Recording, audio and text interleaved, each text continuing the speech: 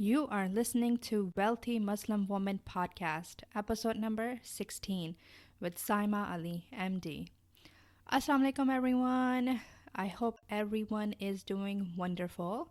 It is already October and it's getting cold outside. I do not like winter. I love summertime and I love the sun and I love being outdoors and going hiking. So I am not looking forward to next 3 4 months, but this is life and we have to live through it. So we'll try to make the best out of it. Anyways, I hope everybody's doing great and I hope you've had the time to listen to some of the previous episodes. Today's episode is one of the most important episodes. Actually, I think it will be the most important episodes I've recorded so far. The today's topic will be happiness. What makes us happy? What makes us satisfied in our lives?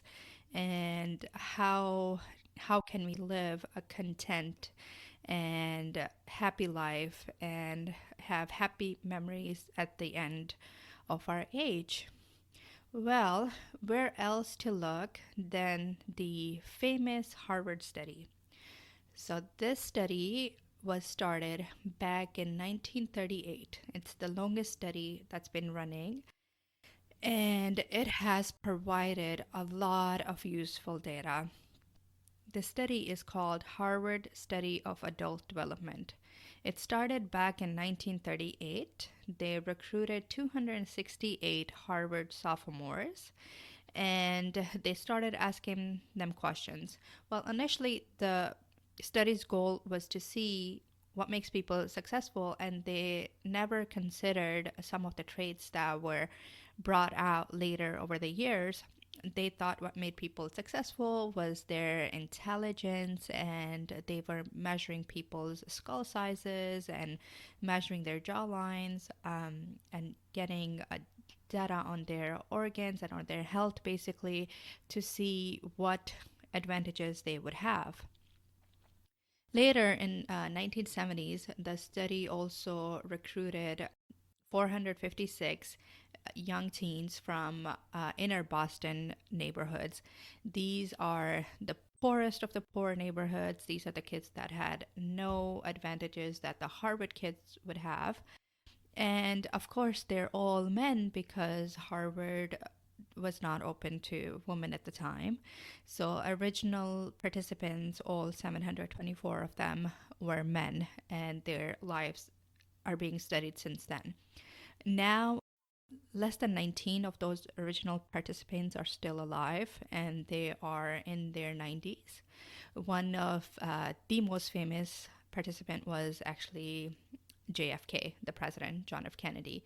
So many of these people went through life becoming successful, lawyers, doctors, businessmen, other careers, and some of them did not were not as successful in life and became alcoholics, became bound to mental health and just other things. And there were people who went from the inner Boston city that climbed up the ladder, and then there were people from the Harvard group that actually climbed the ladder down. So they have data going both ways. Now, recently, they have also added the wives and then the kids of those original participants. So it's a really exciting study and it may go on, I hope, for a long time. They are currently on their director. And these participants are interviewed every 2 years. These researchers go into their homes, they interview them in their living rooms, they get blood tests done, do DNA testing on them, they get MRIs done of their head MRIs, their other organs to look at how they are doing physically and also how they are doing mentally. So it's a very extensive study, very in depth analysis. And what we have learned from this study is just fascinating. If you ask a young person in their 20s or in their teen years, what do you think The secret for success is, what do you think will make you live a happy, healthy life? And a majority of the people answer it will be money and it will be fame. So fame and money are the two major answers that people answer that will make them happy and healthy and give them a good life. And that's what we chase when we are younger. But what are the lessons that we actually learned from this study? The study actually shows that the most important factor for living a physical healthy and a mental healthy life and content, satisfied, happy life is not money and it's not fame, but it's actually relationships. Relationships and how happy we are strongly related, and they have the most powerful effect on our health. The most important lesson we learn is that yes, tending to your body and taking care of your body is very important, but tending to your relationships, nurturing your relationship is actually a form of self-care. And you need to invest in your relationships to try to make them better, to try to improve them, because they have the most effect on your health and on your well-being. The people in the study who were happiest or most satisfied in their relationship at age 50 were the healthiest at age 80. They were healthier mentally. They had less memory issues, less dementia related diseases, and they actually had less cholesterol levels. They had less of other physical medical problems than people who were not in satisfied relationships. So it's actually close relationships more than money and more than fame that make people happier and healthier. Relationships were a better predictor of happier lives than even social status or their IQ level or even their genes. And the people in healthier relationships again had delayed mental health decline and delayed physical health decline. And this was true for both Harvard men and for the inner city participants. These are the poor kids that they recruited who had no social benefits. It was true for both groups. The study has had four directors by now. It's over 70, 80 years old now. The current director, his name is Robert Weldinger. He has a really good TED Talk. It's called What Makes a Good Life? Lessons from the Longest Study on Happiness. It's a TED Talk and you could go see it. It's about 10 minutes long. It's not that lengthy, but it's a really good talk. And he explains how relationships have such a positive impact on our lives. He says one of the lessons is that loneliness kills. It's as powerful as smoking or alcoholism. Marital satisfaction has a protective effect on people's mental health. Unhappy married people suffered more emotional and more physical pain as well. After the woman had been recruited into the study also showed that for women who felt securely attached to their partner in a marriage, they were less depressed and had better memory function than women who were not. And this does not mean that these couples, these married people, never argued in their lives. They were arguing, they were fighting with each other, bickering about things, but the most important factor that they had was that they strongly believed that if things got tough, then their partner would have their back, or their partner would be there for them. So they felt securely attached, knowing that their spouse will be there for them if things got tough.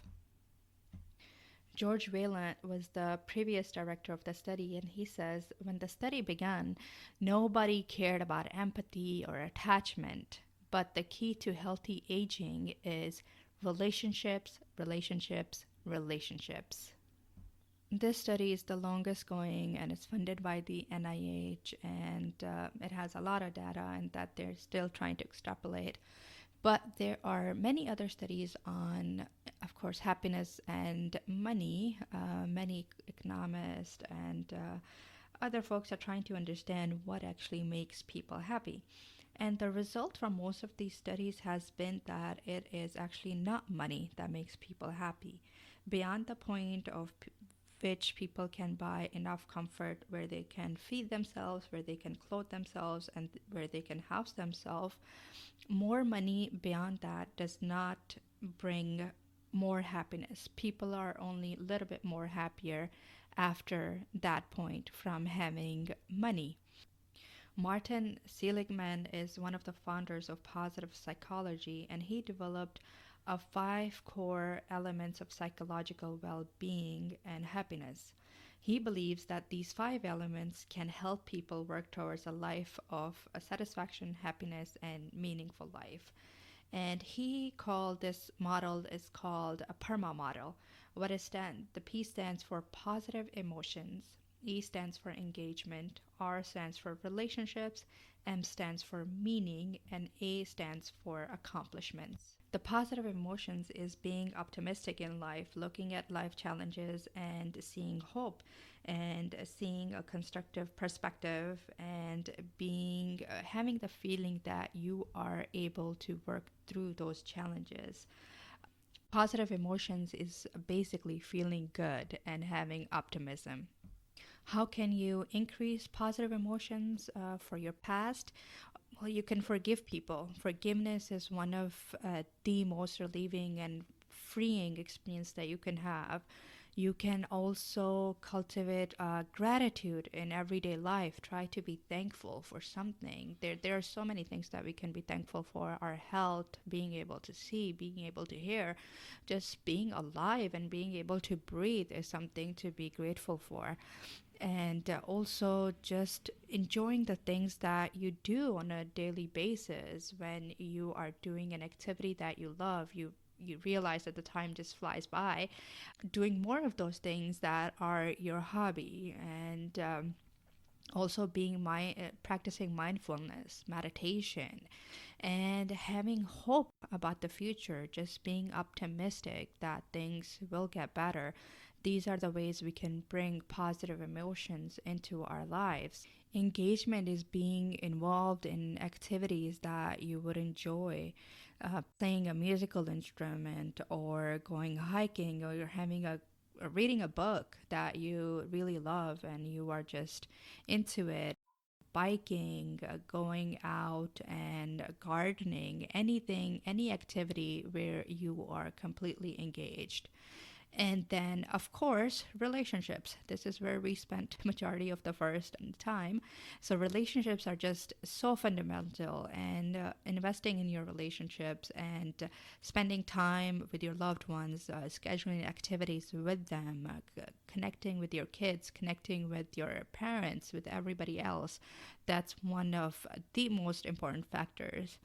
And then meaning is just sense of having a purpose in life, setting goals for yourself, setting goals for your family. Religion is actually part of this. There are studies that have shown that people who practice religion are happier, and they cannot precisely say if it's just from being religious or it's the community that comes with the religion. So you are going to the mosque or the church and you have other people to engage with, and is it the social aspect that is bringing the happiness and the satisfaction, or is it just having a belief in the higher entity or God? And accomplishments, setting goals for yourselves and achieving those goals, getting educated, setting some other higher goals for yourself to succeed. That actually brings people satisfaction and happiness in life.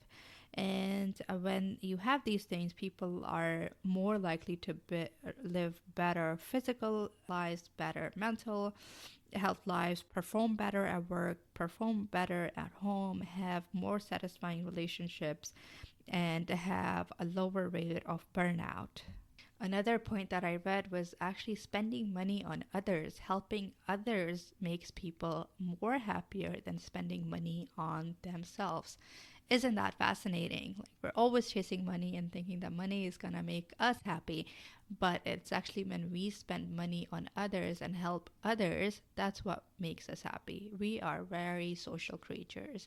Loneliness can really kill you.